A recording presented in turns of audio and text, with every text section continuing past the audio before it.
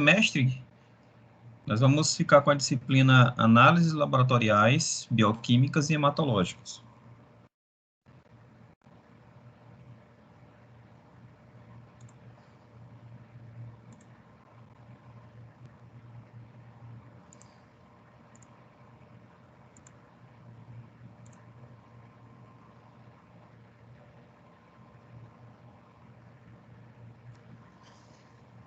Então, a aula de hoje é uma aula introdutória, a gente não vai delongar muito por conta de ser a primeira aula, mas a gente vai dar uma apresentação da disciplina e falar de alguns conceitos básicos da disciplina. Então, primeiramente, o objetivo dessa disciplina é apresentar noções e técnicas analíticas para determinar a composição dos alimentos, determinar também as suas características físicas e químicas e também elencar e descrever os seus constituintes. Além disso, como objetivo, nós temos interpretar e descrever cientificamente os resultados analíticos dos resultados. Como competência para o final da disciplina, o aluno ele vai compreender os métodos de análise bromatológicas e também o controle sanitário de alimentos, além de interpretar laudos de análises bromatológicas, compreender a legislação, entender a composição química dos alimentos, compreender e executar análise microbiológica de alimentos e água. Então, primeiramente, o que vem a ser bromatologia, que é uma disciplina que faz parte, é um conteúdo que faz parte da nossa disciplina. Então, a palavra bromatologia vem de bromatos, que significa alimentos, e logia ou logos, conhecimento ou ciência. Então, bromatologia é a ciência que estuda os alimentos. Então, as análises físico-químicas e microbiológicas de alimento têm como objetivo estudar o alimento, a sua composição, a sua integridade, os seus constituintes, as formas de conservação, a melhoria desses alimentos, o processamento desses alimentos, além de fazer análises para determinar se esse alimento está próprio ou não para consumo. Então, a gente vai analisar a composição química, aprender a analisar a composição química dos alimentos, além da ação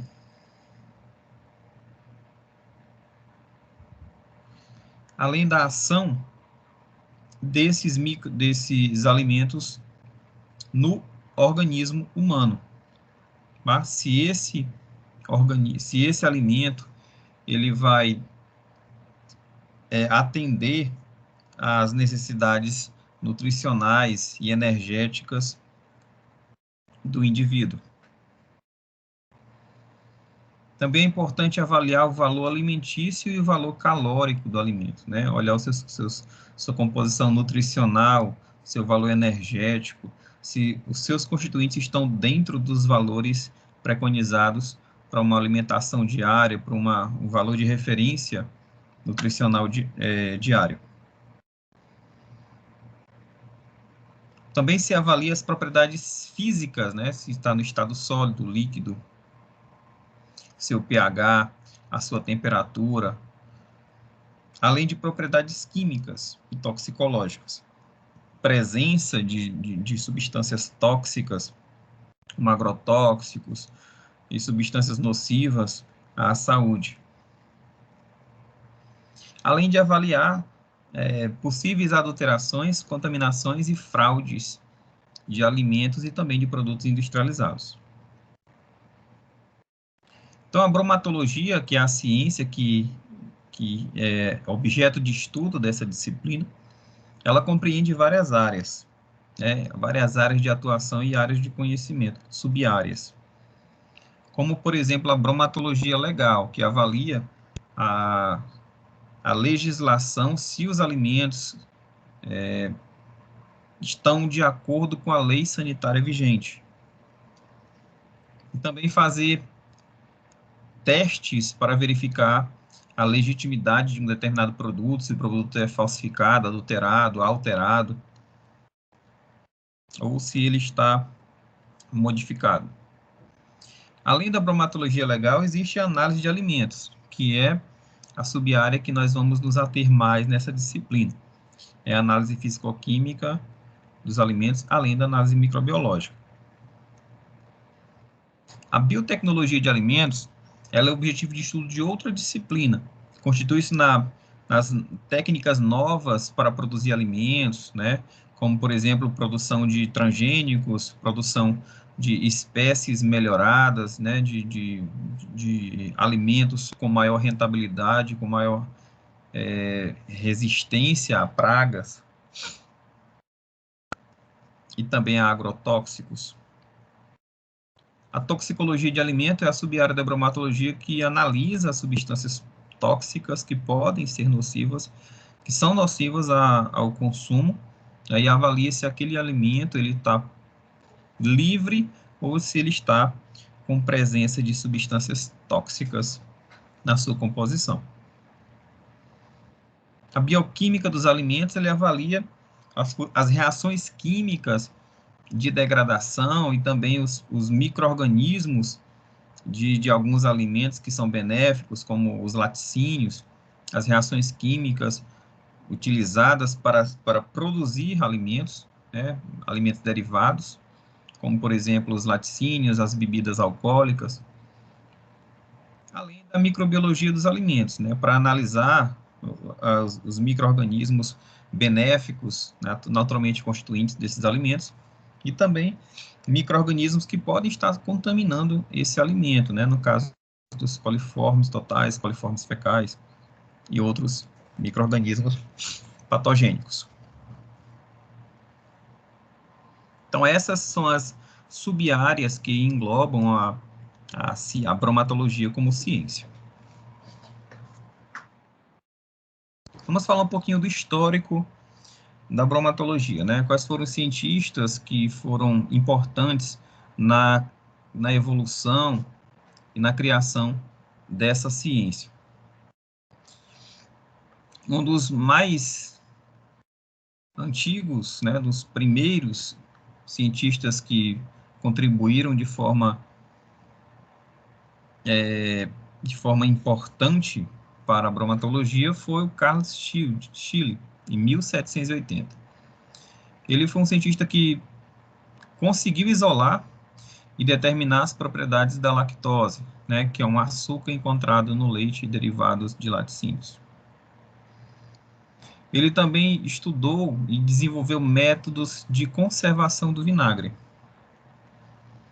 Também isolou substâncias de alimentos como o ácido málico, o ácido cítrico, né, o ácido tartárico encontrado em frutas. Né, o ácido cítrico encontrado nas frutas cítricas, como laranja, lima, limão, abacaxi.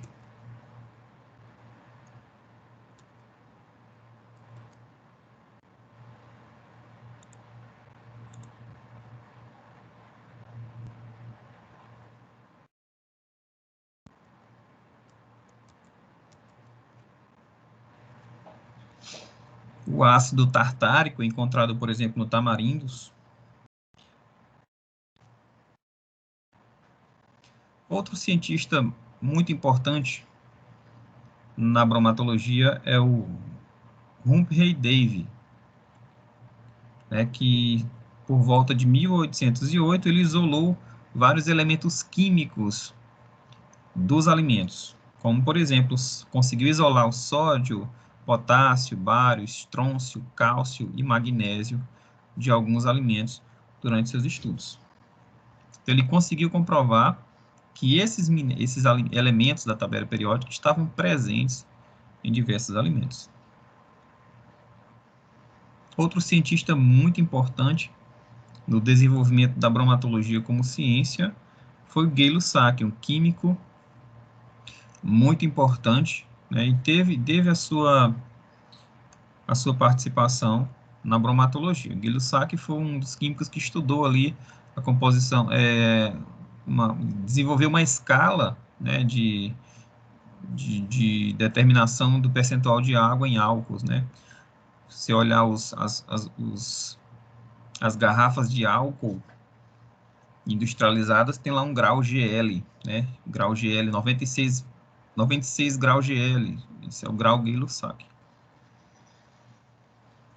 Então, o Gay-Lussac ele elaborou métodos para determinação de porcentagens de carbono, de hidrogênio e de nitrogênio em substâncias vegetais desidratadas, que isso é muito importante na bromatologia, né? Fazer o peso seco, determinar a composição centesimal dos alimentos. Outro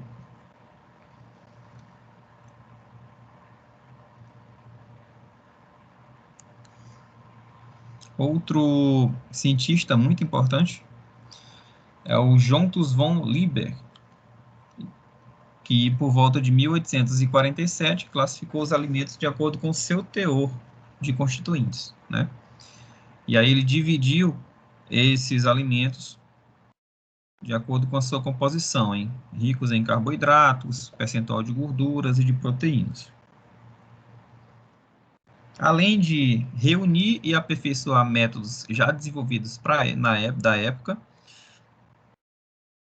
na determinação dos mesmos alimentos e nas mesmas composições. E uma das contribuições foi a escritura da Química dos Alimentos, feita por esse cientista.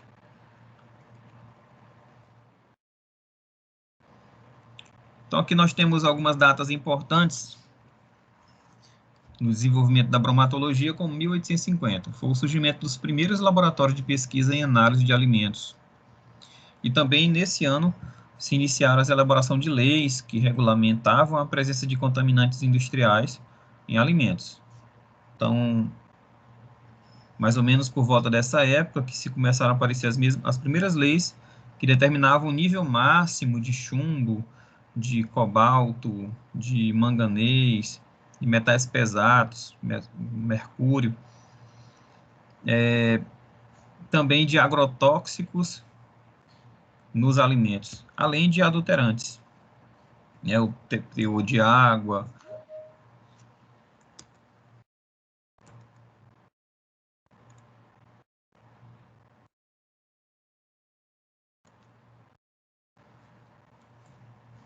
E de outras substâncias. Já em 1932, outra data muito importante para o histórico da bromatologia, foi a criação do FDA, né? É o Food and Drug Administration. É um órgão que regulamenta medicamentos e alimentos nos Estados Unidos. É um órgão análogo à nossa Anvisa, né? Agência Nacional de Vigilância Sanitária. Então, o FDA nos Estados Unidos, ele cria lei e regulamenta a produção, a distribuição e a fiscalização de alimentos que são comercializados em todo o território nacional. Não só de alimentos, mas também de medicamentos. Então, o FDA, né, é o órgão Food and Drug Administration. Então, ele administra e regulamenta medicamentos e alimentos. Então, qual a importância de se fazer, né, de se ter essa análise de alimentos, principalmente nas indústrias alimentícias? Então, nas indústrias, essa análise química e física e microbiológica é importante para manter o controle de qualidade, para manter, né, para se ter certeza de que se o produto alimentício que está sendo produzido, ele é de qualidade, ele é seguro, ele é nutritivo. Também é importante, né, para o controle de processos em águas, né? Se faz análise de água para saber se a água ela é potável ou não. Se faz a determinação dos metais pesados, os níveis de coliformes totais, né, a turbidez, a condutibilidade elétrica, né, tudo isso para certificar se essa água ela tem uma qualidade adequada ou não.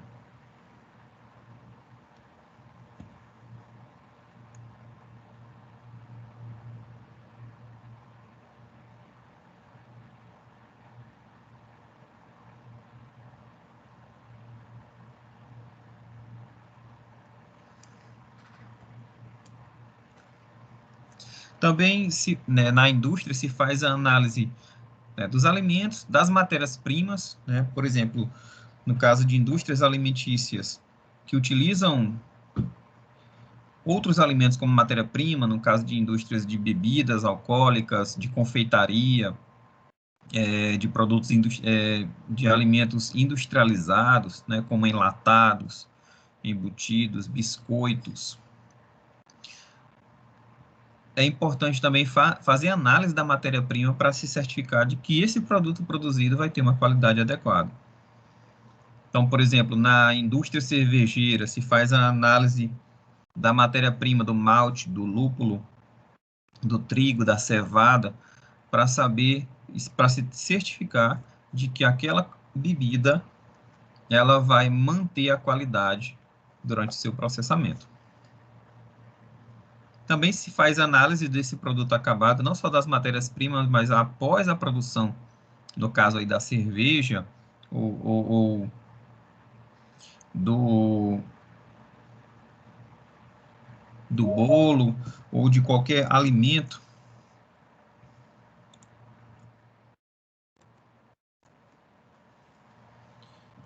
industrializado, se faz também esse controle de qualidade, para saber o percentual de, de constituintes, né, a quantidade, que é feita inclusive no rótulo, que é encontrado inclusive no rótulo do alimento. Quantidade de gorduras totais, gorduras trans, carboidratos, açúcares, açúcar invertido, sódio, total de vitaminas,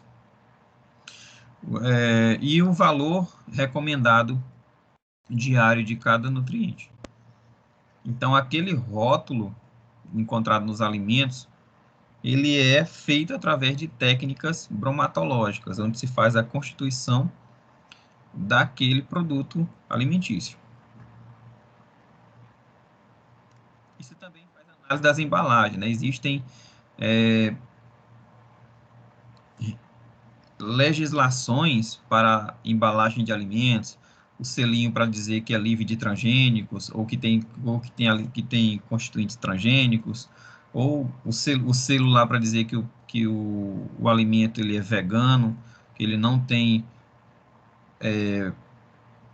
constituintes de origem animal, né, só de origem vegetal, para dizer se aquele produto tem lactose, se ele tem substâncias que podem causar alergia, né, tem lá a legendazinha alérgenos, contém leite, contém soro de soja, contém glúten. Então, existe uma legislação a respeito da rotulagem, das embalagens dos alimentos. E na indústria alimentícia é importante se cumprir todas as normas técnicas vigentes para evitar interdição da linha de produção. Nas universidades e institutos de pesquisa também são empregadas técnicas bromatológicas, com a finalidade de desenvolver metodologias novas, mais eficazes, mais baratas, mais rápidas, para a determinação físico-química e microbiológica desses alimentos. Além de controle e de processos em pesquisa e também prestação de serviço. Muitas universidades, elas prestam serviço, no caso aí de análise físico-química e microbiológica de alimentos. Além de órgãos governamentais. Os órgãos governamentais, eles fazem o registro de alimentos, né? Alguns alimentos, como, por exemplo, alimentos agrícolas, eles, para serem comercializados, eles precisam ter um registro no Ministério da Agricultura, né? Como, por exemplo, mel envasado, industrializado, leite, né, o leite de caixinha, o queijo, requeijão, todos esses produtos, né, que são alimentos, que são processados, eles precisam ter uma regulamentação no Ministério da Agricultura. Ele recebeu o selo lá de que ele está atendendo todas as especificações da legislação.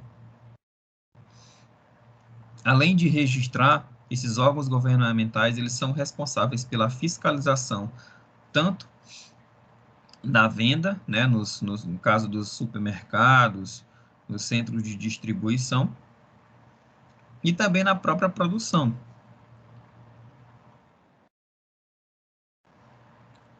Então, o mercado de trabalho para profissionais que atuam na área de alimentos,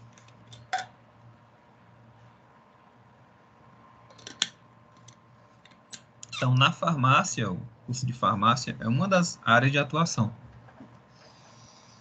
que é a análise de alimentos. Então, no mercado de trabalho, quais são os setores ligados às análises de alimentos que se pode atuar? Controle de qualidade das matérias-primas, no caso das indústrias alimentícias, existe um setor de controle de qualidade das matérias-primas. Então, toda matéria-prima que chega, né, os grãos, os açúcares, os sais, os conservantes, os edulcorantes, os condimentos todos, quando eles chegam, eles precisam passar por um processo de controle de qualidade para se ter certeza de que aquilo que está recebendo condiz com a nota fiscal. Se o açúcar ele tem qualidade, se os condimentos, né, o edulcorante, realmente é aquele que foi solicitado, para evitar alteração no processo do alimento industrializado. Também existe o controle de qualidade no processamento, saber se as etapas do processamento estão atendendo as normas adequadas, se os trabalhadores estão utilizando os EPIs adequados, se o produto está passando por todas as etapas de pasteurização, por exemplo, no caso dos laticínios, saber se ele está passando pelo processo de salga adequado, no caso dos queijos, se está adicionando o micro-organismo adequado para fazer a produção de iogurte. E também se faz a análise do produto acabado, para saber se aquele produto acabado, né, no caso do laticínio, se o leite de caixinha, se o leite em pó, se o leite condensado, né, o queijo, a ricota, o requeijão, o iogurte, eles atendem às normas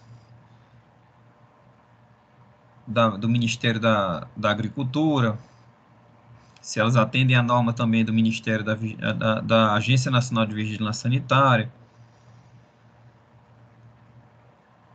tudo de acordo com os órgãos reguladores. Também no mercado de trabalho se faz pesquisa e desenvolvimento para novos produtos, como, por exemplo, desenvolver nova espécie de queijo, um novo tipo de queijo, utilizar um micro-organismo diferente para dar um sabor diferente, né, um vinho com um sabor adocicado, amadeirado, né, frutado. Então, existem várias técnicas e várias pesquisas que são desenvolvidas para produzir um produto novo, além de melhorar os produtos já existentes, melhorar a conservação, né, produzir, como no caso da Embrapa, né, que desenvolve sementes que são mais resistentes a pragas, que têm uma rentabilidade melhor, que crescem mais rápido, crescem com menor necessidade de água, tudo isso é importante, é feito nessa área da bromatologia. E também desenvolver novas metodologias para análise desses alimentos, né? Desenvolver novas metodologias para determinação do grau de pureza, determinação do teor de carboidrato, de lipídios, de proteínas, determinação do teor de vitaminas, o teor de coliformes totais, coliformes fecais, determinação do teor de água, né, que é muito importante também. Então, os alimentos, eles têm uma composição básica, e aí, lógico, para cada alimento existe uma percentual desses constituintes variado. Existem alimentos que têm um alto teor de água, como, por exemplo, as hortaliças, a melancia, o tomate, que tem mais de 90% do seu teor, teor apenas de água. Mas existem também lipídios, né? As gorduras, as gorduras saturadas, gorduras insaturadas, os colesterol, que é de origem animal. Existem alimentos que têm um alto teor de lipídio, como as manteigas, margarinas, óleos, né, que basicamente são lipídios. Existem alimentos que têm um baixo teor de lipídios, né, os alimentos diets e lights. Perdão, os alimentos lights. Existe uma diferença aí entre alimento diet e alimento light. O alimento diet é o alimento isento de açúcar. É utilizado, por exemplo, para os diabéticos ou indivíduos que precisam fazer uma dieta isenta de carboidrato, de glicose, principalmente. Né? E os alimentos light são aqueles alimentos que têm uma composição com o teor de lipídios e carboidratos reduzidos, né? Composição energética reduzida. Quais são os componentes com maior teor energético dos alimentos? Lipídios e carboidratos. Então, esses alimentos light, eles têm um teor reduzido de lipídio, um teor reduzido de carboidrato. Então, se você come, por exemplo, um pão light, aquele pão ele tem menos lipídio do que um pão normal e menos carboidrato que um pão normal. Mas isso não quer dizer que ele não tenha lipídio e não tenha carboidrato. Ele tem, mas reduzido comparado com o padrão.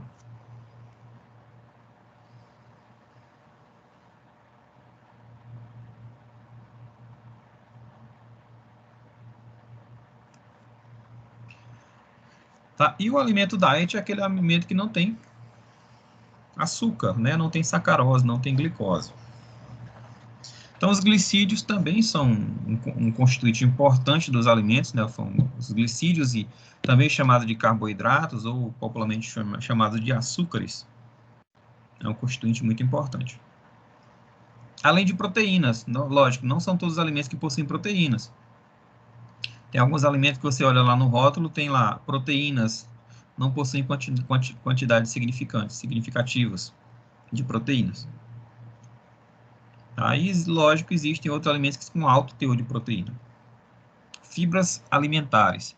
As fibras alimentares também é um constituinte importante dos alimentos. Apesar das fibras elas não serem absorvidas pelo nosso organismo, elas não serem metabolizadas pelo nosso organismo, mas elas têm um papel muito importante na formação do bolo fecal e no trânsito intestinal. Alimentos ricos em fibra, eles melhoram a digestão e melhoram também o trânsito do alimento do intestino, né? Evitando ali constipações, melhorando assim a formação do bolo fecal, também evitando a formação de fezes diarreicas. As vitaminas também são constituintes importantes, são substâncias que melhoram, regulam várias funções do corpo, né, como a absorção de cálcio, regulação do metabolismo, né, regulação da produção de energia e outras, melhora a função da visão, no caso da vitamina A, melhora, fortalece os ossos, melhora a absorção de cálcio, no caso da vitamina D, regula a coagulação do sangue, no caso da vitamina K, e outras vitaminas que são importantes para o organismo humano, né, e para o organismo dos animais, e que precisam ser adquiridas pela alimentação. Então, é importante fazer a ingestão de alimentos ricos em vitaminas. Além de sais minerais, né? Os sais minerais também são importantes para a regulação do nosso corpo, como sódio, potássio, cálcio, magnésio, fosfato, sulfato. são sais importantes que também precisam estar presentes nos alimentos para serem incorporados pelo nosso organismo e melhorar a regulação, né, de processos enzimáticos, a síntese de ácidos nucleicos, no caso do radical fosfato, a regulação da coagulação do sangue, no caso do cálcio, o equilíbrio hidroelétrico das células, no caso só de potássio, e por aí vai. Alguns alimentos possuem um teor alcoólico, né, principalmente nas bebidas, as bebidas alcoólicas, mas existem alimentos que também que possuem um teor alcoólico, até pela degradação da fermentação de alguns constituintes.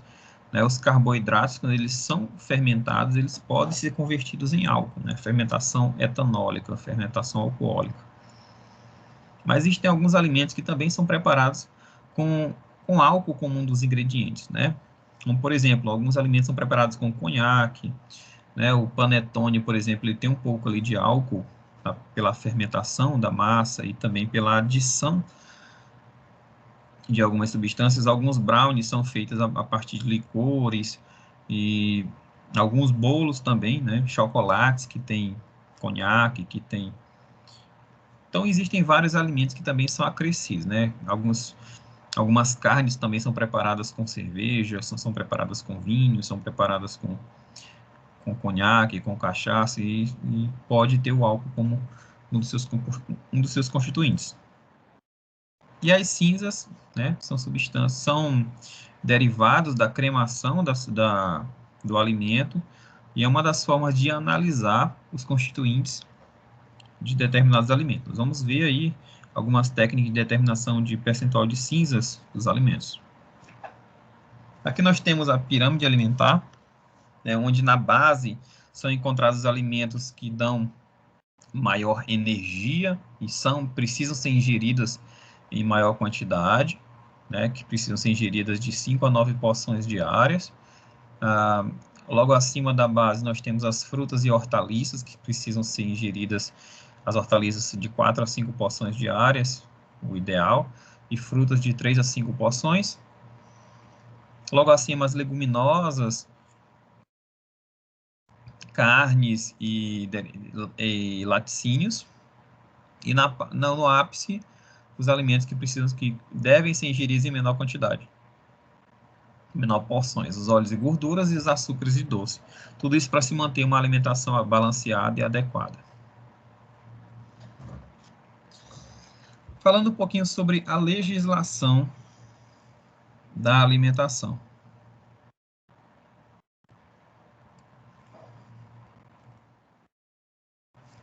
As leis, perdão, da alimentação. Então, Escudeiro, em 1937, ele preconizou algumas leis a respeito da alimentação.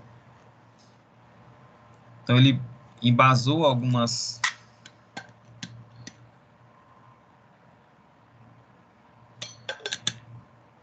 quesitos que são importantes para uma alimentação de qualidade.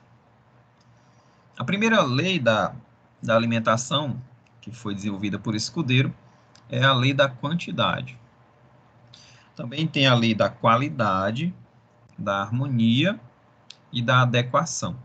Vamos falar de cada um desses pontos. O que seria a lei da quantidade? Então, os alimentos eles devem ser ingeridos em quantidade suficiente para atender e cobrir as exigências energéticas. Logo, pessoas que têm uma massa corpórea maior, né, que pesam 90, 100 quilos, lógico que eles vão ingerir uma quantidade de alimento maior, naturalmente, para atender as exigências do seu corpo. Né? Se você olhar no rótulo de um alimento, existe lá a quantidade diária de calorias que uma pessoa deve ingerir, mas aquelas 2.000 quilocalorias ali é para uma pessoa em média de 65 a 70 quilos. Uma pessoa com 50 quilos vai precisar ingerir menos. Uma pessoa que tem uma massa corporal vai precisar ingerir mais. E outra coisa que se leva em consideração na lei da quantidade é a atividade física ou sedentarismo.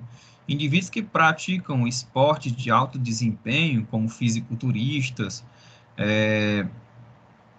atletas de marcha, de ciclismo, né, que praticam musculação, que praticam alpinismo, eles precisam, apesar deles terem um peso não muito elevado, eles precisam ingerir uma quantidade de alimento maior, às vezes até mais calóricos, para atender às necessidades energéticas do seu organismo. E lógico, esse alimento ele precisa é importante para manter o equilíbrio energético e manter o corpo de forma balanceada. Então, cada indivíduo ele tem uma necessidade específica. E aí cabe ao nutricionista fazer os cálculos para chegar à quantidade adequada de energia que deve ser ingerida diariamente por cada indivíduo, né? Ou nutricionista ou nutrólogo. Então, às vezes, pessoas que têm o mesmo peso, eles vão ter necessidades específicas diferentes, porque às vezes o indivíduo tem um metabolismo mais elevado do que o outro, e aí precisa ingerir uma quantidade maior de alimentos ou menor, às vezes a pessoa tem um metabolismo mais lento, e se ele ingerir uma quantidade normal para aquele peso, ele pode até ter uma elevação da sua massa corporal, por conta do seu metabolismo baixo. Então, cada indivíduo ele é único, ele tem uma quantidade adequada de ingestão de calorias para manter essas funções orgânicas, né? Manter os seus sistemas funcionando, sistema circulatório, sistema auditivo, o olfatório, visual, o sistema nervoso central, o sistema digestivo, todos os sistemas funcionando de maneira adequada. Além de manter o funcionamento do seu corpo, esse indivíduo ele precisa também ter energia suficiente para praticar atividades diárias. Tá? Porque não é só ingerir alimentos para poder manter uma caminhada, para manter uma atividade física, né? Se você passar o dia todinho sentado, você ainda, mesmo assim, você vai gastar energia, porque esses sistemas do nosso corpo gastam muita energia para se manter funcionando. A segunda lei da alimentação é a lei da qualidade. Então, não basta você ingerir uma quantidade adequada de alimento. Esse alimento ele tem que ter uma qualidade, ele tem que ser diversificado, ele tem que ter teor de carboidrato adequado, teor de lipídio adequado, teor de sais minerais adequado, teor de vitamina adequado. Então, o regime alimentar ele deve ser completo em sua composição para oferecer ao organismo substâncias que o integrarão. Então, o organismo ele precisa absorver carboidrato para utilizar esse carboidrato para produzir energia e também utilizar esse carboidrato para produzir componentes estruturais do corpo. Existem várias estruturas, vários componentes do nosso corpo que são produzidos à base de carboidrato.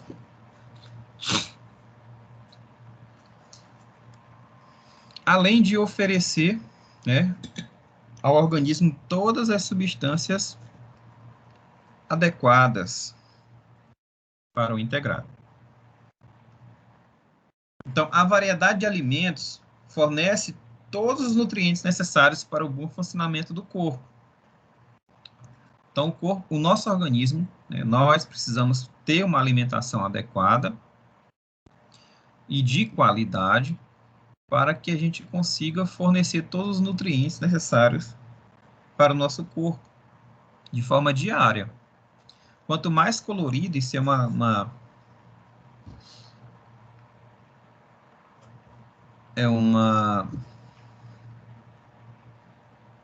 um conceito, né, que os nutricionistas sempre falam, né, que a nossa alimentação deve ser o mais colorido possível.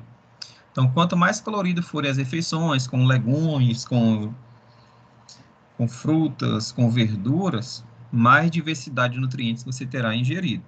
Então, só aquele arroz com bife e feijão não é uma alimentação de qualidade. Apesar de ter muitos nutrientes ali, mas não tem todos os nutrientes e na quantidade adequada.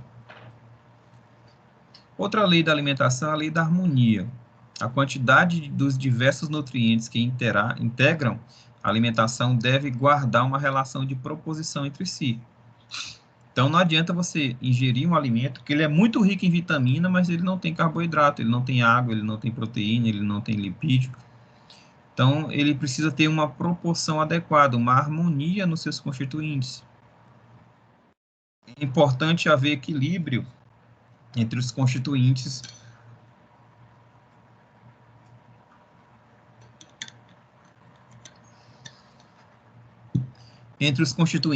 do alimento, pois as substâncias elas não agem isoladamente, mas em conjunto. Então, o corpo, para ter um funcionamento adequado, ele não depende só de vitaminas, não depende só de sais minerais, ele depende de todas as substâncias, depende muito de água, carboidrato, lipídio, proteínas, sais minerais, vitaminas e outras substâncias importantes para o funcionamento do corpo. E também a lei da adequação, né? Então, qual a finalidade da alimentação? A alimentação ela está subordinada à adequação do organismo. Então, existem alimentações que estão adequadas para crianças, né, recém-nascidos, não é todo tipo de alimentação que vai estar adequada para aquele indivíduo. Alimentos que são mais adequados para adultos, alimentos que são adequados para gestantes, alimentos que são adequados para mulheres que estão em estado de menopausa, alimentos adequados para indivíduos que fazem atividade física, alimentos adequados para indivíduos que têm doenças do sistema circulatório, alimentos adequados para indivíduos obesos, hipertensos, por aí vai. Então, a alimentação ela tem que se adequar à realidade do indivíduo, né? Alimentos para indivíduos que estão doentes, internados, além de se adaptar às condições socioeconômicas. Então, a alimentação ela tem que se adequar ao estado fisiológico do paciente, se ele está saudável, se ele está enfermo, qual tipo de enfermidade, aos hábitos alimentares. Tem indivíduos que não gostam de suco, então não adianta você integrar o suco à alimentação de uma pessoa que não consegue tomar suco, que não consegue comer verduras. Você tem que encontrar alternativas que se adequem à situação de cada um. Então, condições socioeconômicas. E isso é muito, muito importante, né? Às vezes você tem uma dieta, né? Você procura uma dieta, e na dieta tem alimentos que são incompatíveis economicamente, né? Nozes, shakes que são caros, suplementos alimentares que são caríssimos, e às vezes a pessoa que tem essa dieta, que foi passada essa dieta, ela não tem a mínima condição de executar essa estratégia alimentar. Então, a alimentação precisa também se adequar a alterações patológicas, no caso de indivíduos enfermos, né, indivíduos hipertensos, tem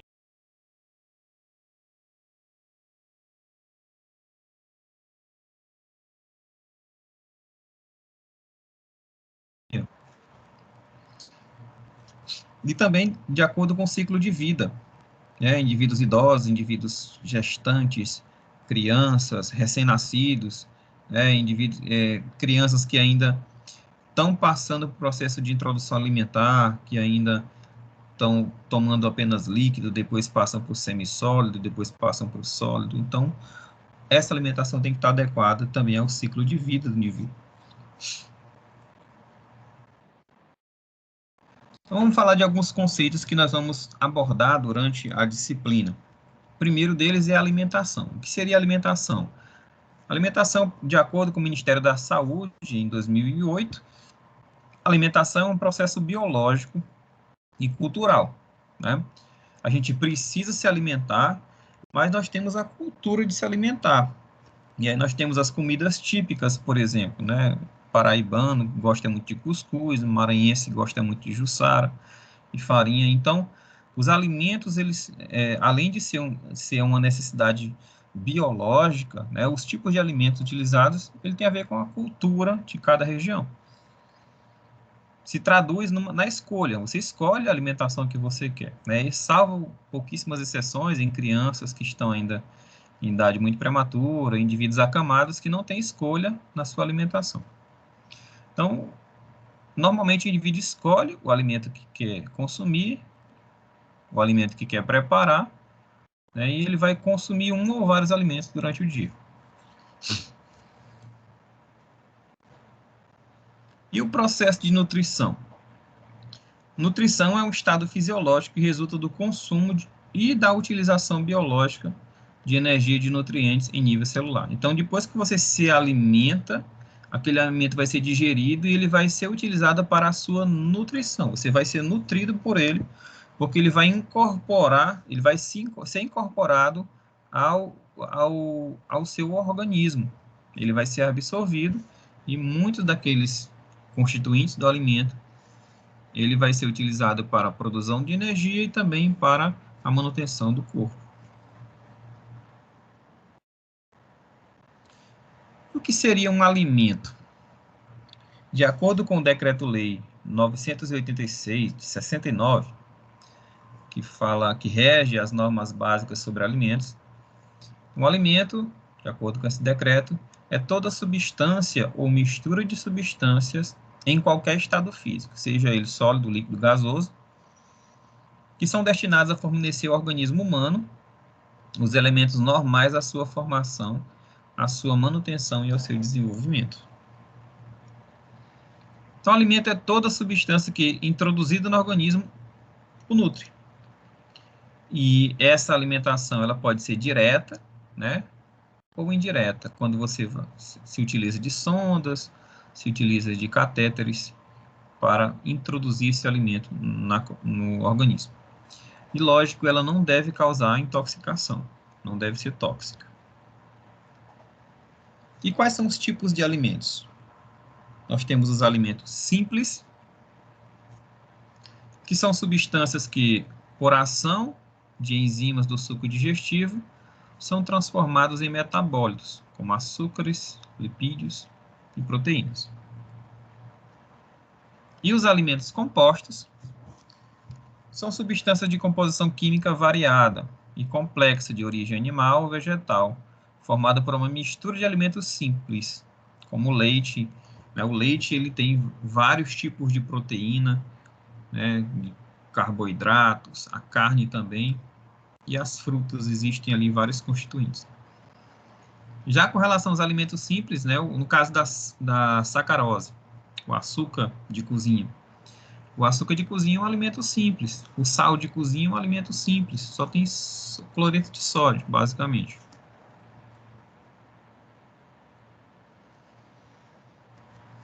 Com relação à natureza, né, com relação à origem, os alimentos eles podem ser considerados naturais. São aqueles alimentos que estão aptos ao consumo e exige apenas a remoção da parte não comestível. Então, aquele alimento que é consumido sem nenhuma técnica de preparação. Uma banana, né? Uma fruta. Muitas frutas você precisa só apenas remover a casca, né, para se alimentar. Algumas frutas nem se remove a casca. Precisa apenas lavar, né? Mas remover o que não vai consumir, como o caroço, por exemplo. Os alimentos de origem artificial são aqueles alimentos preparados com o objetivo de imitar o alimento natural. Então, nós temos ali os sucos artificiais, né, que tem ali, ele é preparado com o intuito de imitar o suco natural. A composição desses alimentos artificiais, eles têm uma composição principalmente de substâncias que não são encontradas no suco natural, né? Alguns conservantes, alguns edulcorantes, né? Conservantes são substâncias que melhoram a conservação do alimento, que retardam, aumentam impedem a perecibilidade do alimento. Os edulcorantes, eles dão cor, né? Os flavorizantes dão sabor. A gente vai falar disso nas próximas aulas. Os alimentos perecíveis são aqueles que estragam facilmente, né? Como carnes frescas, peixe fresco, leite líquido, né? E frutas. O que é importante ressaltar nesses alimentos, é uma característica comum a todos eles, é o alto teor de água, né? E a gente estuda muito, uma das aulas que a gente vai falar só sobre água. A água é um dos elementos, é um dos ingredientes, um dos constituintes dos alimentos mais importantes. Alguns alimentos têm um alto teor de água, e esses alimentos que têm um alto teor de água, geralmente eles têm uma capacidade, uma redução no prazo de validade. Eles se estragam muito mais fácil, eles se contaminam muito mais fácil com micro-organismos, eles acabam se decompondo mais facilmente. Então, esses alimentos que eu citei aí, que são perecíveis, são alimentos que facilmente se estragam, né? Principalmente pelo seu alto teor de água. Tanto é que uma das formas de se preservar os alimentos, uma forma de se conservar os alimentos, é a desidratação. Por exemplo, com mais frutas secas, a carne de sol, você coloca a carne no sol, desidrata essa carne, e você melhora a, a conservação dos alimentos, e retirar totalmente a água do constituinte. Como, por exemplo, o leite em pó. O leite em pó, ele é produzido pelo leite normal, natural. O que se faz é um processo de liofilização. Se remove totalmente, ou quase que totalmente, a água daquele leite. E se deixa apenas os constituintes sólidos. Então, aquele leite em pó, ele tem uma capacidade de conservação muito maior, porque os micro-organismos que causam a decomposição, eles não conseguem sobreviver em ambientes secos. Por isso que é importante. Então, as carnes defumadas, as carnes salgadas, né, porque o sal em excesso, ele desidrata a carne, ele retira a carne, ou retira a água dos alimentos. Quando se joga sal numa carne para temperar ou para assar, com o tempo aquele sal ele vai retirar a água dos alimentos, vai começar a aparecer água ali, porque a carne salgada ela se desidrata. Já os alimentos não perecíveis são alimentos que têm um baixo teor de água, como os grãos, né? Quem é do interior sabe, né, que quando se faz a coleta do arroz, do feijão, do milho, se faz a debulha, se descasca, se pila o arroz ou se descasca, né, se debulha o milho e o feijão, uma das formas de conservar é botar esse grão para secar ao sol, né? No caso das indústrias alimentícias, geralmente utilizam estufas, né, ou fornos de aquecimento, porque nem sempre está em dia ensolarado e a indústria não pode parar. Então se utiliza fornos para torrar, para secar o alimento, para desidratar o alimento e deixar ele com uma maior capacidade de conservação. Então, o arroz, o feijão, né, a farinha, e os alimentos industrializados também, como o macarrão. Né, o macarrão, quando está no pacote, ele dura muito tempo. Por mais que o pacote esteja aberto, o macarrão não estraga fácil. Mas depois que você cozinha o macarrão e ele se reidrata, né, ele volta a ter água em grande quantidade, esse macarrão ele se estraga muito fácil. Então, a água é um dos principais componentes que gera um estado de conservação ou não, dependendo do teor. Alimentos com alto teor de água têm a capacidade de se decompor mais facilmente. E alimentos com baixo teor de água, eles tendem a se conservar mais. Outro conceito que é importante são os alimentos. O que é um alimento apto para o consumo? Um alimento apto para o consumo é aquele que atende ao padrão de identidade, de qualidade, pré-estabelecido pela legislação vigente, no aspecto higiene sanitário, e nutricional. Bom, é qualquer alimento que eu sei que aquele feijão é um feijão, né?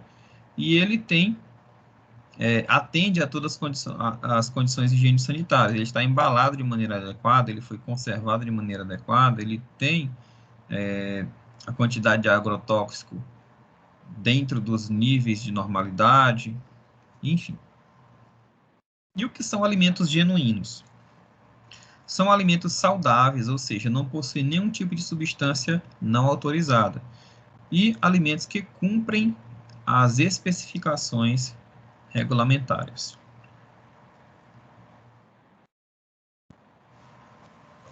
Agora, com relação aos alimentos não aptos para o consumo. Os alimentos não aptos para o consumo são aqueles que, por diferentes causas, ele não está dentro das especificações da lei.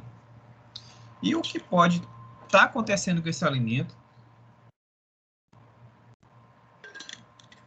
que o está deixando impróprio ou inapto para o consumo?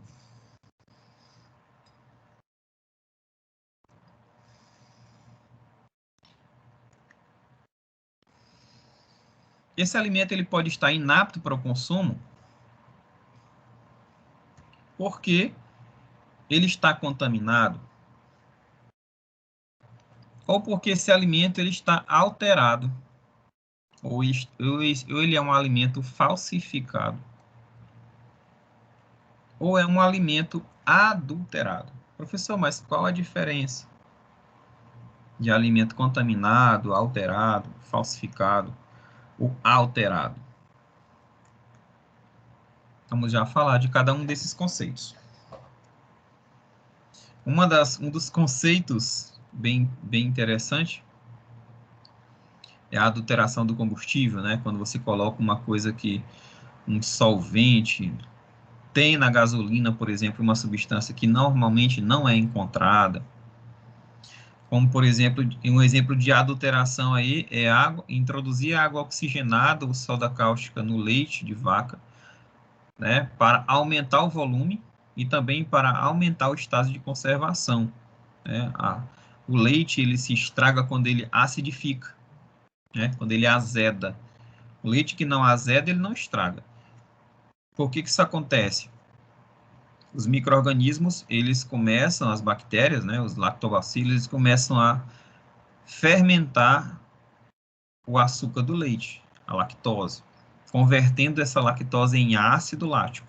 E aí, à medida que esse ácido lático ele vai sendo produzido, ele vai acidificando o leite, e aí as proteínas que são encontradas no leite, elas coagulam.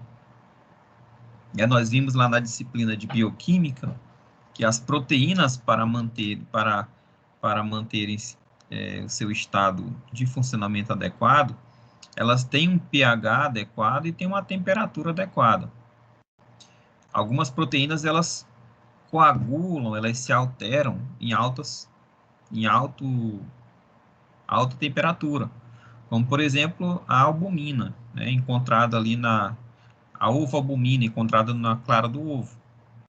Então, quando você coloca aquele ovo na frigideira e submete o ovo a altas temperaturas, aquela ovoalbumina, ela coagula, ela muda a sua textura, muda a sua cor e muda também a sua composição. Já com relação à proteína do leite, ela se altera, né, ela coagula, quando ela é submetida a concentrações ácidas, né, a ambientes ácidos. Então, à medida que as bactérias do leite vão produzindo ácido lático, essas proteínas vão sofrendo coagulação. Aí o leite talha, né? Aquela proteína coagula. Ela passa do estado líquido para o estado sólido, né? Formando grumos ali do leite. Então, uma das formas de se retardar ou impedir essa decomposição do leite é adicionar uma substância básica e, de preferência, uma substância barata, como a soda cáustica, né? O hidróxido de sódio. E aí esse leite com a quantidade de soda cáustica, uma substância que não é encontrada no leite, a soda cáustica, essa soda cáustica ela vai neutralizar a acidez do leite e vai impedir ou retardar a decomposição do leite. Então, o que seriam alimentos contaminados? Alimentos contaminados são aqueles que contêm agentes vivos, vírus, bactérias, parasitas, né? Ou substâncias químicas e minerais ou orgânicas que são estranhas. Então, uma carne que tem lá uma salmonela, né? Ou que tenha ovos de parasitas, ou que tenha substâncias químicas ou orgânicas que não são encontradas normalmente no alimento natural. Então, isso é um exemplo de alimento contaminado. Esse contaminante, ele pode ser uma substância tóxica ou não. Ou pode ser um componente natural um componente natural que é tóxico, né? No caso, por exemplo, as bactérias nitrificantes, elas vão produzindo nitratos à medida que as carnes vão se decompondo. E aí esse excesso de nitrato pode ser um contaminante. A quantidade de nitrato nas carnes, elas têm uma quantidade máxima permitida. À medida que esse nitrato ele ultrapassa a quantidade máxima permitida, ele já é considerado um agente contaminante. Então, aí nós temos exemplos de agente contaminante. Vírus, bactérias, né?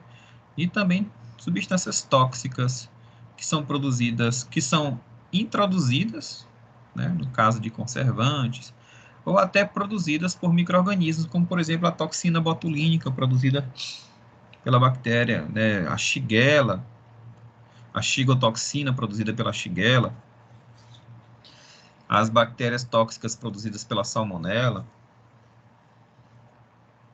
são substâncias contaminantes. O que são os alimentos, então, considerados falsificados? Os alimentos falsificados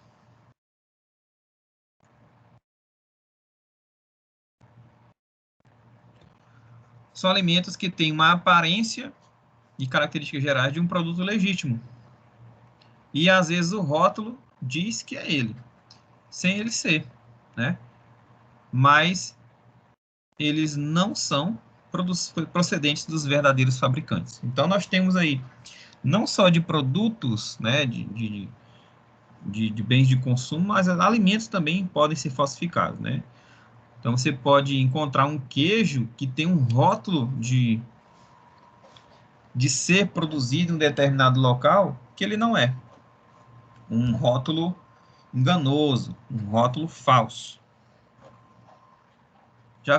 Vocês já devem ter visto muitas reportagens policiais em que se encontram armazéns clandestinos para falsificação de cerveja. Os indivíduos, eles pegam cervejas as mais baratas possíveis, colocam em tanques com água para o rótulo original da cerveja descole, e eles imprimem rótulos de marcas famosas que são mais caras, colocam na garrafa e depois trocam a tampa da garrafa também, alterando totalmente aquele produto, passando aquele produto a ser um produto falsificado. Ele é uma cerveja, mas não é a cerveja produzida por aquela indústria cervejeira famosa. E aí os falsários acabam vendendo esse produto falsificado com um valor maior do que aquele empregado pelo fabricante original.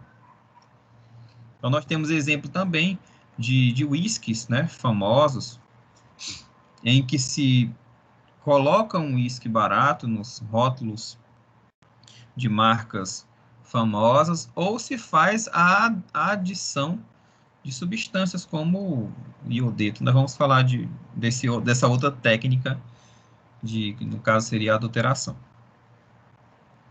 Então, consiste em você trocar o rótulo de um alimento, né, no intuito de fazer com que ele se pareça com um produto legítimo e seja vendido como produto legítimo, sendo que ele não é. E o que são alimentos adulterados? E aí tem uma certa... Se atentem a esses três conceitos, porque se tem uma certa confusão com relação a eles. Um alimento falsificado. Professor, Oi. e como é que a gente vai descobrir que esses alimentos e que essas bebidas são falsificadas? Primeiro, esses alimentos de alto teor, né, os mais caros, ele tem uma composição química adequada, tá? Então, geralmente, esses queijos, eles têm um gosto característico, né? Eles têm umas propriedades físicas e químicas características. No caso da cerveja, né? A cerveja fulano de tal lá, ela tem uma composição química bem conhecida. E aí se faz testes para identificar se esse produto é original ou não. Não só do próprio produto, mas até do rótulo. Se faz análise minuciosa do rótulo para saber se tem aquele selo, né, o selinho lá de imposto, né, do IPI, que é encontrado nos rótulos de bebida, que é encontrado em maços de cigarro, tem aquele selozinho lá para saber se é um selo adequado. Então, existem vários pontos, várias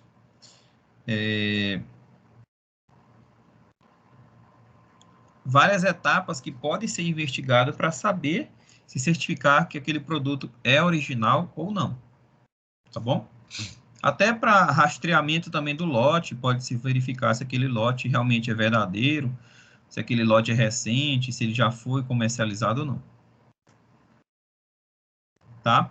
Então, para cada tipo de produto, se ele é falsificado, se ele é adulterado, se ele é alterado, existem testes, análises físico-químicas e microbiológicas para saber se esse produto é próprio para consumo, se ele é falsificado, se ele é alterado, se ele é adulterado. Tá bom? Tranquilo? Deu para entender, Kaline? Deu sim, fica tranquilo. Eu fui falar de cerveja, hein? Claro. Tá certo. E o que são alimentos adulterados? Alimentos adulterados são alimentos que foram privados, que foram retirados, total ou parcialmente, dos seus elementos úteis ou característicos. E esses elementos eles foram substituídos ou não por substâncias inertes ou substâncias estranhas.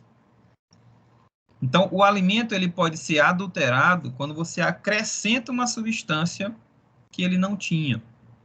Como, por exemplo, colocar água no leite.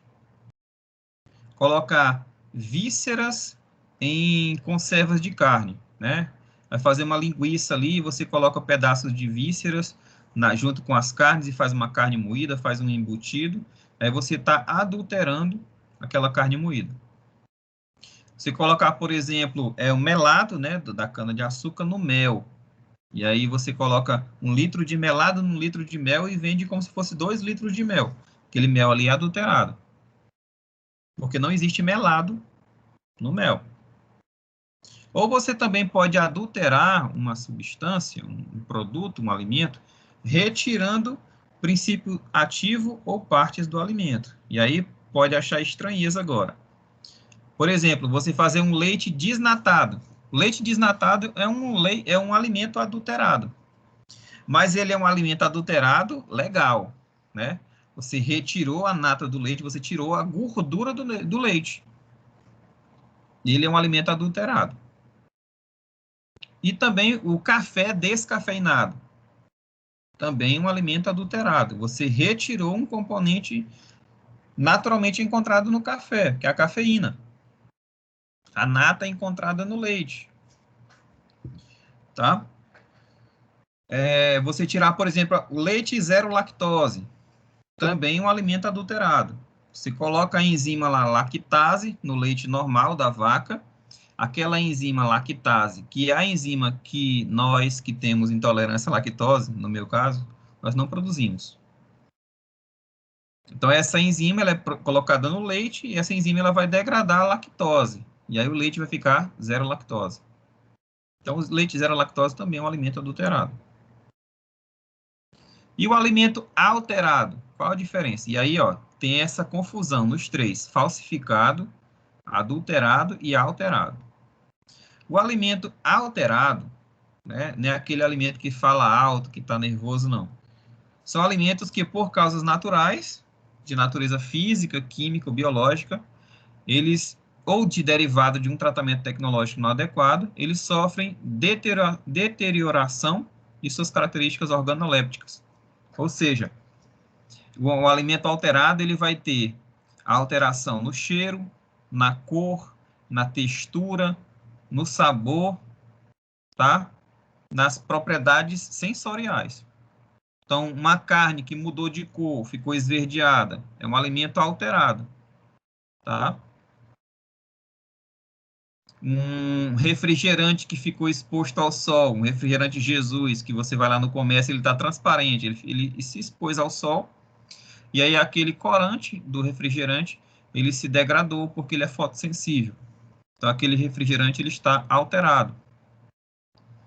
Ou um alimento que não está com um cheiro característico, né? Pode ser porque ele está estragado, pode ser porque ele teve uma alteração física, ele era sólido, ele derreteu, né? Ou ele não foi produzido de maneira adequada, ou ele está sendo metabolizado, né?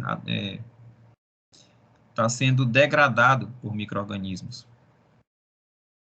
Isso pode até impactar no seu valor nutritivo. Exemplo aí, um alimento que sofreu desidratação, né, e perdeu boa parte da água, ficou exposto, perdeu parte dos nutrientes, alimentos que tiveram a alteração devido à presença de substâncias tóxicas, um alimento que sofreu degradação, né, uma lata de alimento conservado, que a lata está toda inchada, né, sem indicativo de salmonela, ela vai estar com um cheiro diferente, e também carnes que alteraram sua cor, seu sabor, por conta do processamento, do armazenamento, ou até por ação de micro-organismos. Então, falsificado é quando você pega um produto e tenta fazer ele parecer com um produto mais caro, né? O adulterado é quando você retira ou introduz uma substância que não é encontrada naturalmente. E o alterado é quando ele altera as suas características organolépticas, o cheiro, a cor, o sabor, né, a textura. Às vezes um alimento que deveria ser sólido, ele está meio pastoso, né, por conta da alteração dele.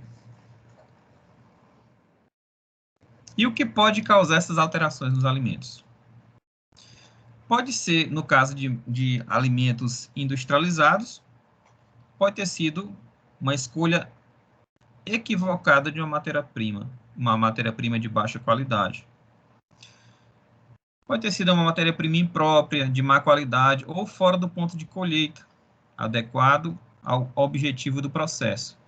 Por exemplo, fazer pamonha, né? Pamonha, o ideal é que seja feito com milho verde. Tem gente que tenta fazer com massa de milho, não fica tão legal, porque aquele milho velho, desidratado, ele vai gerar uma textura diferente naquele alimento.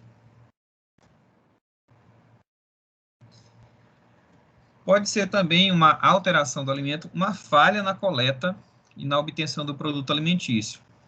Como, por exemplo, uma fruta que foi danificada. A laranja está toda mole, né? Uma fruta está com a cor diferente, a banana, que deveria ser com a casca bem amarelinha, está escura. Isso é um alimento alterado, né? Já não cheira muito bem. Um leite que foi ordenhado da vaca sem fazer a lavagem das tetas, sem fazer a limpeza das tetas, sem fazer a limpeza da ordenhadeira, né, da máquina que faz a ordenha da vaca, sem fazer a limpeza adequada, aquele leite fica com cheiro rançoso. Manteiga que ficou muito tempo aberta, fica com aquele cheiro rançoso. O azeite, né, também fica com cheiro rançoso, é indicativo de uma alteração. Pode ser também na omissão na elaboração do produto. né? Se vai produzir um alimento, faltou um ingrediente, mas mesmo assim se produz. Isso acontece muito em produtos de panificação, né? Às vezes o trigo aumenta e a padaria tenta melhorar, alterar a receita do produto, diminuindo alguns ingredientes que estão mais caros ou colocando ingredientes mais baratos. Isso gera uma modificação na textura do alimento.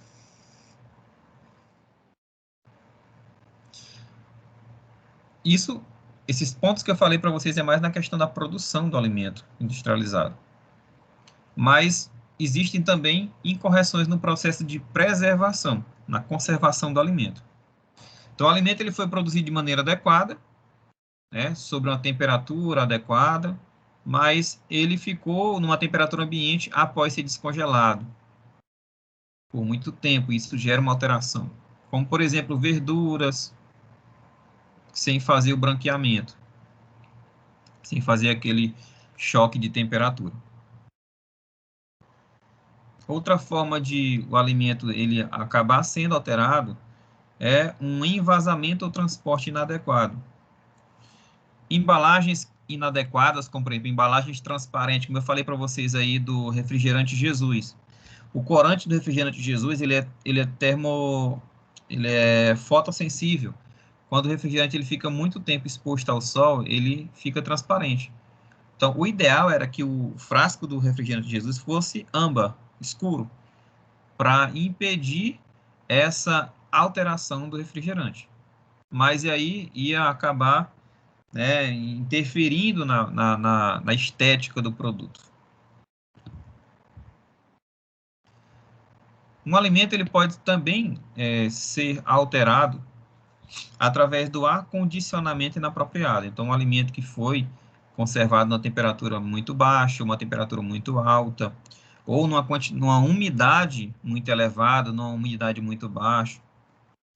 Um exemplo aí, biscoito, né? Você pega um biscoito creme cracker, você abre o pacote e você só comeu a metade, se você guardar esse biscoito num local muito úmido, né?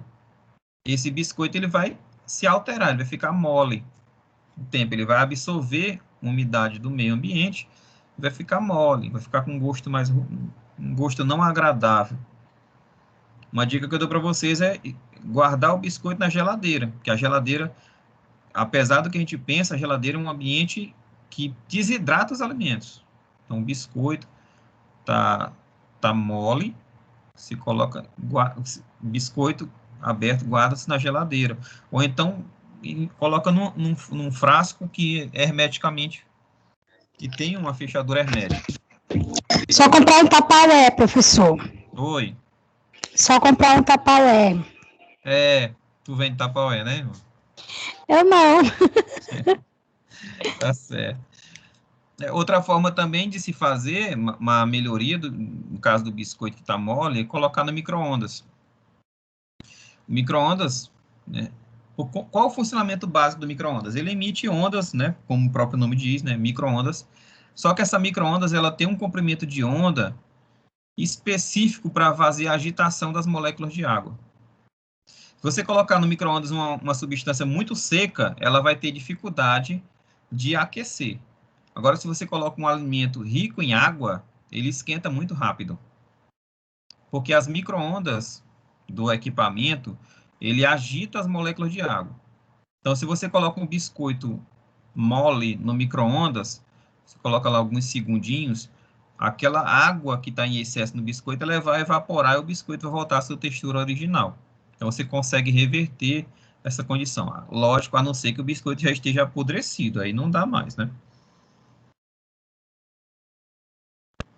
Então, o alimento ele pode sofrer alteração na sua textura, né? Como, por exemplo, a perda da solubilidade.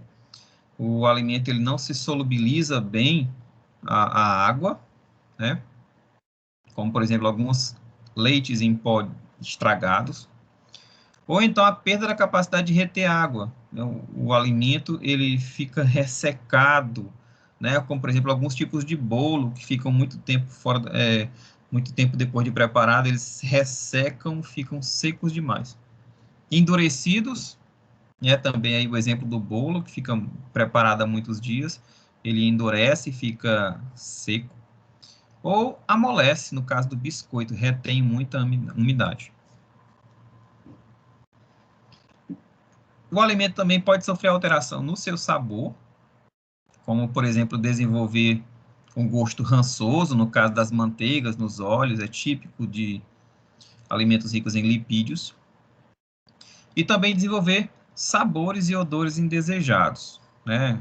Alimentos que fermentaram, né? Enfim. Pode também sofrer alteração na sua cor. Isso acontece muito com maçã, banana, que você tira a casca e deixa ele exposto ao oxigênio, e aí algumas substâncias desse alimento ele sofre oxidação e escurece. Eu vou falar até desse processo aí de browning, que é o processo de modificação de escurecimento dos alimentos. Tem até uma técnica também que você consegue impedir ou reduzir essa reação de browning, que é, você está com a metade de uma maçã, você não quer mais comer, passa um pouquinho de limão em cima daquela parte da fruta que está sem casca, e aí aquela vitamina C do limão impede a reação de browning, de escurecimento. Alguns alimentos sofrem clareamento com o tempo, né? Perdem a cor. É um tipo de alteração também. E também a alteração do valor nutricional, a perda, a degradação ou a alteração de alguns constituintes, como vitaminas, água. E alguns também acabam deixando de ser seguros, como, por exemplo, as aflotoxinas. Aflotoxinas são substâncias produzidas por fungos que acometem, que colonizam principalmente castanhas, né? Castanha de caju, castanha do Pará, amendoim, né? Essas amêndoas, elas são contaminadas por alguns fungos, e esses fungos degradam esses alimentos e produzem aflotoxinas. Quando essas castanhas são consumidas por seres humanos, essas substâncias são tóxicas, principalmente para o fígado, né? São hepatotóxicas. E aí o consumo em grande quantidade de castanhas com muita aflotoxina pode causar uma hepatite crônica. Tá? E aí é uma perda de segurança.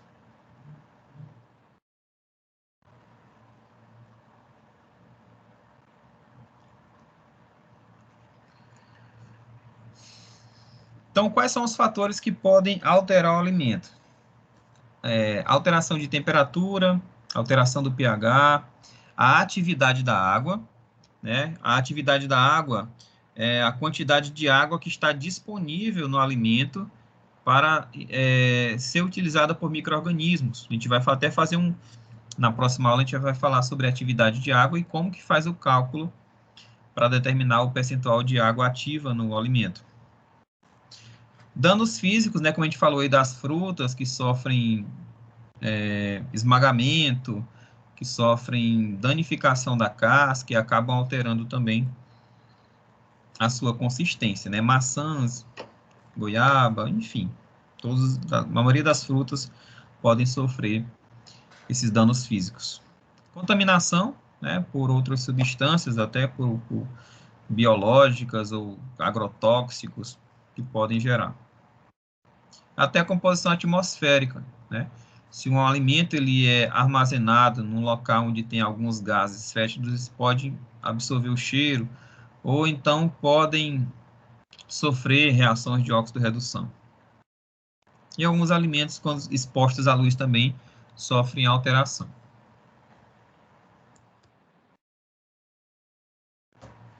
Certo, pessoal? Tá dando para entender?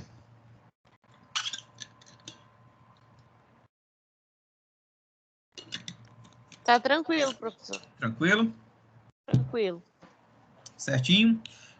Então, pessoal, vamos ficar aqui por hoje. Hoje é a nossa primeira aula, então eu não quero esticar muito, vocês sabem, todo mundo aqui já me conhece, vocês sabem que eu gosto de dar muita aula, mas como no nosso primeiro dia tem poucos alunos, assistindo a aula. E aí, para não prejudicar os demais alunos, que a gente já falou muito hoje, a gente não vai se estender muito, tá bom? Depois eu vou disponibilizar essas aulas para vocês, como eu sempre faço, disponibilizo os PDFs das minhas aulas para vocês utilizarem como material de estudo, tá certo? Tá tendo alguma dúvida, pessoal? Tá dando para entender? Tranquilo? Não, até o momento tá tranquilo. É porque o pessoal ainda não conseguiu montar a grade, professor. Eu A gente imagino. tá com problema no portal. Todo mundo. Tranquilo. Diga aí, minha irmã Francisca, tudo tranquilo? Tudo bem. Só Graças a estou achando Deus. que estranho. Eu olho para você e vejo assim uma hemácia, um leucócito, alguma coisa assim. Aí ver você ministrando dessa disciplina aí é meio estranho. De nada. A gente tem que ser versátil. Farmacêutico tem que ser versátil. É verdade. Tem que saber de muita coisa. A gente tenta. Gostei. Mandou muito bem. Que bom. Deu para entender a aula? Gostou? Eu sim, gostei. Ótimo. Prazer revê-lo. Igualmente. Muito feliz de vê-lo aqui. Amém. Então, pessoal, a gente fica por aqui. E aí, na próxima aula, a gente continua falando sobre esses conceitos. E aí, nós começamos a falar sobre a água, né? Que é um dos elementos que a gente estuda muito na bromatologia, ver o teor de água dos alimentos, porque a água também serve como adulteração, né? A gente já viu aí o leite que é adulterado com água, você acrescenta água no leite para vender, isso é muito interior, a gente vê muito isso, né? Coloca açúcar, água de açúcar no mel para aumentar a quantidade de mel, formas de adulteração. Água com tapioca no leite, né? Enfim, a gente vai ver todos esses processos aí e como identificar esse processo de adulteração. Só para dar um spoiler aqui, por exemplo, como que você sabe que o leite ele foi adulterado com tapioca, né? Com amido? Se coloca um reagente de Lugol, que é uma solução de iodo. O iodo, em contato com o amido, ele reage e fica roxo. Então, se você colocar umas gotinhas de solução de iodo no leite que não tá adulterado com amido, ele não fica roxo. Mas o leite que está adulterado, ele fica roxo na hora. Mesma coisa com o uísque, que é adulterado com solução de amido. Se você pegar um uísque, porque a solução de iodo, perdão, solução de iodo, ela tem uma coloração âmbar, igual a do uísque. Então, tem gente que coloca iodo, solução de iodo no uísque para aumentar o volume de uísque. Uma forma de adulteração. E como é que se sabe que o uísque está baleado, né, adulterado? Você coloca o uísque em contato com alguma substância que tem amido. Então, derrama em cima de uma batata inglesa, de um pão francês, né? À medida que esse uísque com solução de iodo, ele entra em contato com esses alimentos ricos em carboidrato, esse alimento ele se modifica e a cor fica arroxeada, violeta. Tá? O uísque que não é baleado, vamos dizer assim, ele não altera a cor. Certo? Tranquilo? Então, a gente fica por aqui. Um grande abraço para vocês e até a próxima aula, se Deus quiser. Rainilda, quer fazer alguma pergunta? Não, professor. Ah, tá. Então tá bom, pessoal. Um abraço e até a próxima aula, se Deus quiser.